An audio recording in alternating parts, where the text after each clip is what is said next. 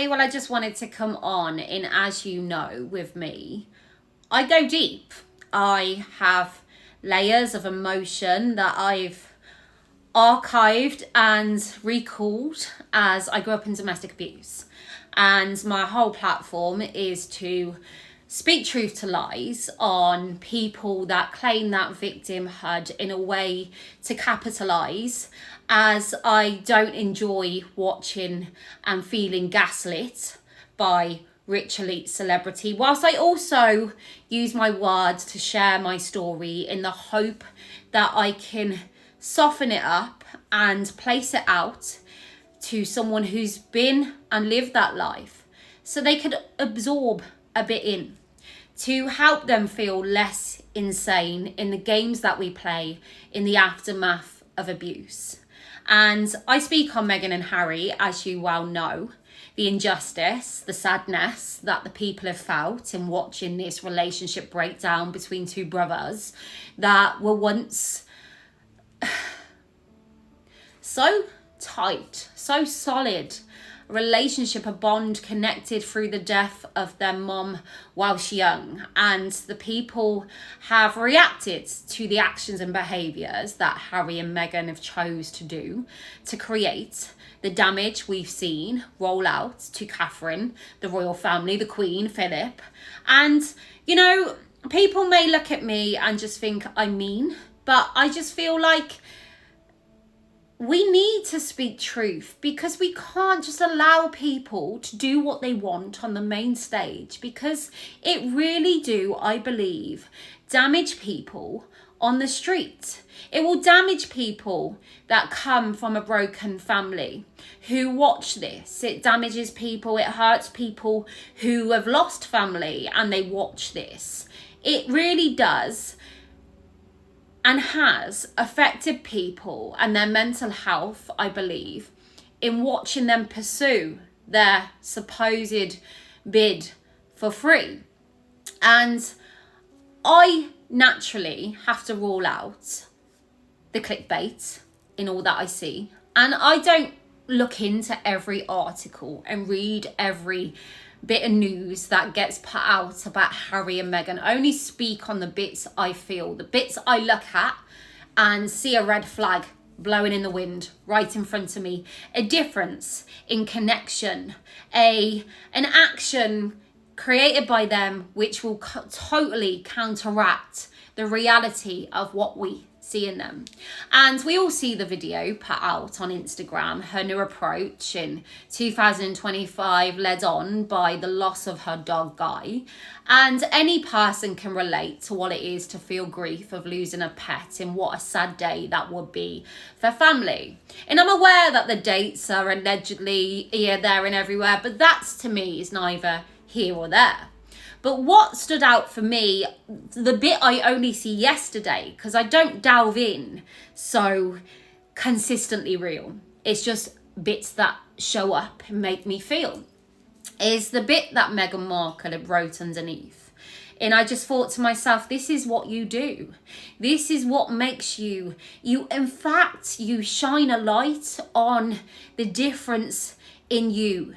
You place on the radar this red flag on full view, because in comparison to the person that you've actually given to us, rolled out, this person, this character in a movie that you project, it's like the leading lady, the role, the motion picture cinematic style in the way she will write and project about herself, in how that difference in comparison to who she is actually placed out, in how she shines that spotlight, that difference in her own wording written to us. So here's the bit written underneath the post about losing their dog, Guy.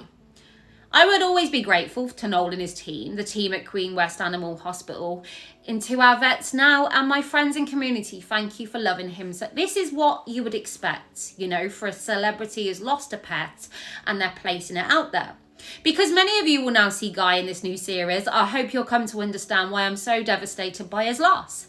I think you may fall a little bit in love too. Again, real, bit of a plug for the show, but at least it's, coherently, sort of just generically what you'd expect in emotion from someone. And then here we go.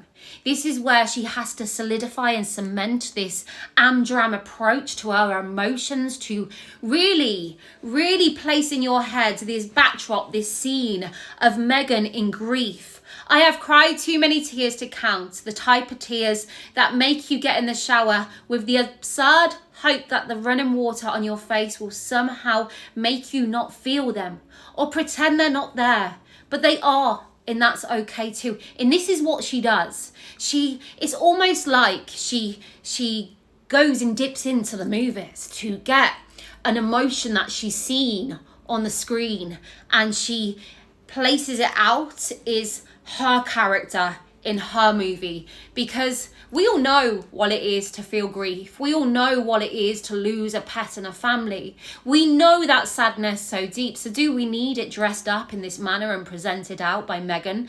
And here's the thing. Meghan, in the character that she's given to us over and over on repeat, her foundation, her basic blueprint of what she's been is one of cold, one of not caring for the old, whether that be Philip, the Queen, her dad, family, broken families all around, which would lead a lot of us to be sobbing in the shower. But we haven't seen that in Meghan. We've watched her come out on stages with a smile on her face, still claiming that title, in which the people scream, "Take it away." There's no real empathy seen or found, just a cinematic movie roll out. And that's the thing. The character she likes to place in written, the character she likes to solidify to us of who she is, these words, this salad that she hones in, are a stark comparison to the character that we've seen from the beginning.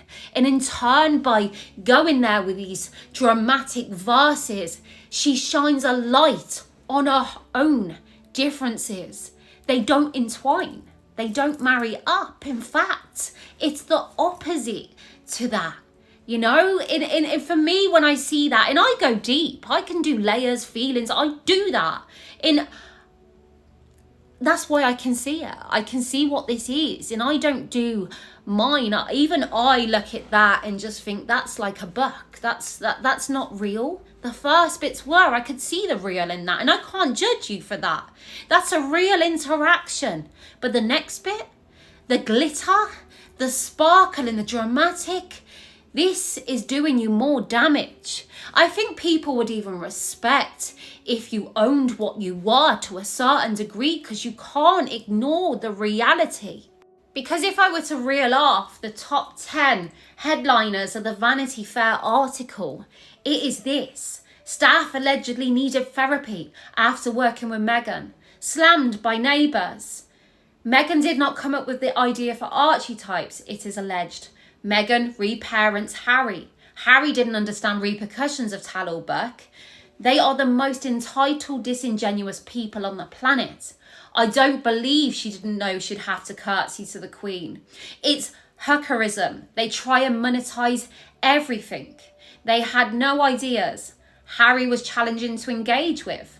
And this is the real issue in the room. So you can dress it up, you can add sparkle in glitter and attach yourself to grief and sadness and wildfire tragedy, but the backdrop of your person, your being is this. This is what the people have seen. So no matter how much you try and hang around a disaster scene, you need to acknowledge the reality of what the people see. Anyway, these are my thoughts and my opinions shared out to you like a real true movie review, because I do see a true movie backdrop in setup when I read that piece as Meghan tries to connect with us and almost tap into the movie scene, the set, in order to incite an upset towards her in us.